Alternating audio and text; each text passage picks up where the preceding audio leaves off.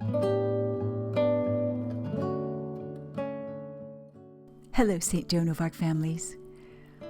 Today we're thinking about prophets, those who speak and act for God, who are rejected by their own people.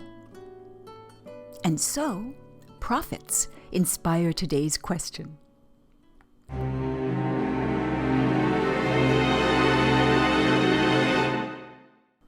Let's read it together. How can we trust in God's voice?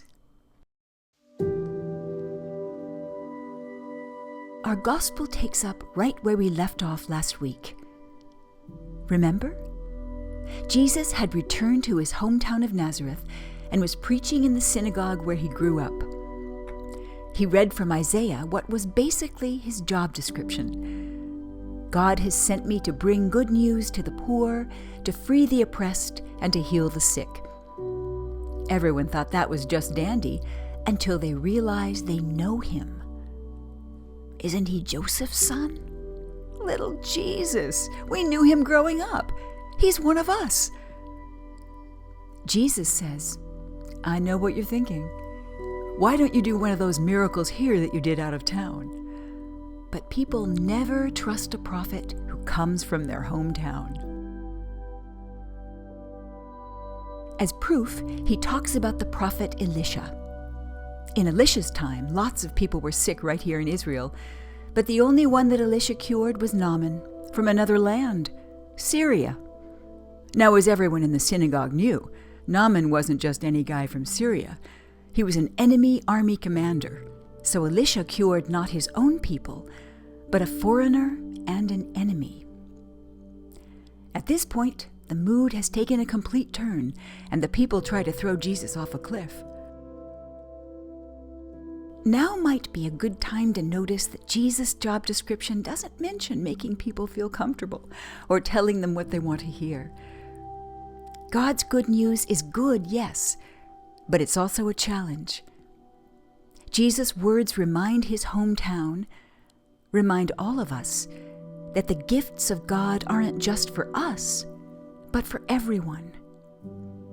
At the end of the gospel, Luke tells us that Jesus escapes right down the middle of the crowd, which is just how Jesus works, isn't it? He's not on one side or the other. He's not here just for his people, but for all people.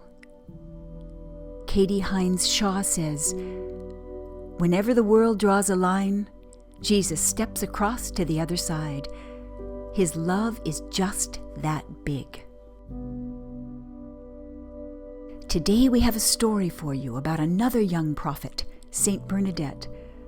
The people of her hometown also try to silence what they don't want to hear, but she trusts in God's voice and refuses to give up. Our actors are Richard Dodson and Josephine Spaulding.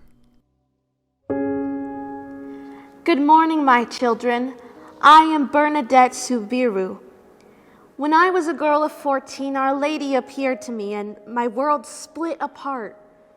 I was born in 1874 in Lourdes, France. Our family was loving but very poor. Our lives were hard. From my youngest years, I was sickly and struggled with my lessons. But I worked hard and I loved God with all my heart. One day, my sister and I were gathering firewood near the little cave outside the town. My sister leaped over the stream and ran ahead, laughing that I was such a slug. As I looked for a spot to cross, I heard the sound of rushing wind. But strangely, nothing moved. Then a wild rose from the deep within the cave seemed to dance, and behind it I saw a light that dazzled my eyes. Inside the light, there stood a young lady.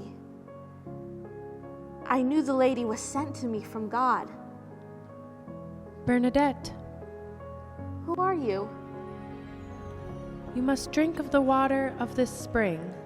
Drink it and wash in it. The cave had no spring, so I began to dig in the ground. I didn't find a spring, but I washed my face with muddy soil. I spoke to the lady. What do you want of me? You must pray and think about the world around you.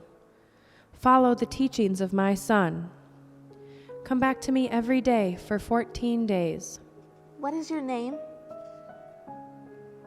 But the lady only smiled. As she had asked, I returned each night to the cave. The townspeople heard of my pilgrimages and began to follow me, hoping to see the lady for themselves. Soon, the commissioner of police called me to the prison. How splendid it must feel to be chosen a confidant of the Holy Virgin herself. You must feel full of God's grace. Are you not proud? The lady only chose me because I was a simple, ignorant girl. If she had found someone more simple and ignorant, I am sure she would have chosen her. But what is the Virgin's plan? Tell us, did she come on behalf of her son? As I've told you, I know nothing. No one can squeeze wisdom from a stone. I do not claim to speak for the lady. Yet by trying to make us believe you have seen her, you do claim to speak for her. Tell us again, how did she look? Describe to us the garments she had on. If you are so interested in this question, why don't you ask the lady to appear to you so you can decide the answer? The commissioner wanted to arrest me, but since he could not prove me a liar, I was free to go. I returned to the lady. Go to the priests and tell them that a chapel is to be built here. Let the processions follow. I went to our parish priest, Father Dominique. The lady asks that a church be built where she stands. This lady seems to know her own mind. But who is she? To whom would I be building this church? The lady will not tell me her name. Unwilling to reveal identity, but insisting upon her own personal place of worship. The lady comes from God. From God, you say? Well, my dear, where is your proof? How can I be expected to build a church based on the imaginings of a young girl? Give me a sign that your lady is indeed from God, and I'll build the two of you a church.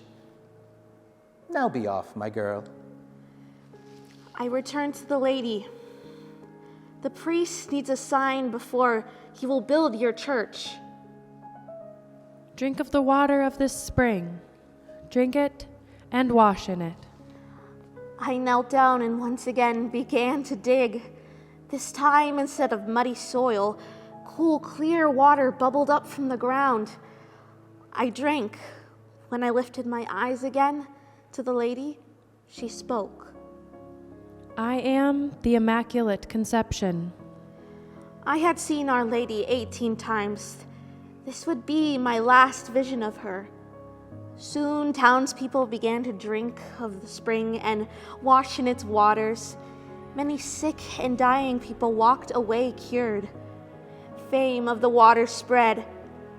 We got our church. I lived out my short life with the Sisters of Charity.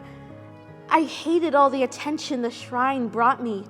Again and again, I was questioned. But my story never changed. How could it? I know what I saw. Each day, I tried to do what the lady said. Pray and think about the world around you. Follow the teachings of my Son. Take her message to your heart. Believe in yourselves. Spend a few minutes each day quietly thinking about how you can make the world better. And you too will be trusting in God's voice.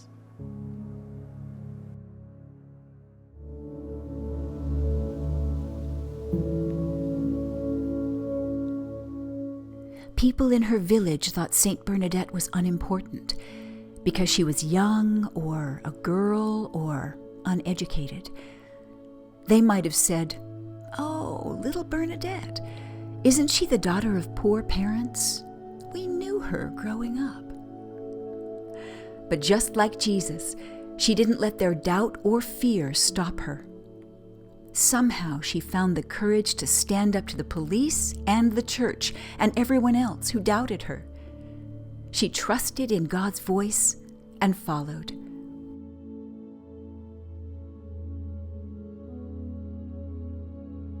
Trust God's voice.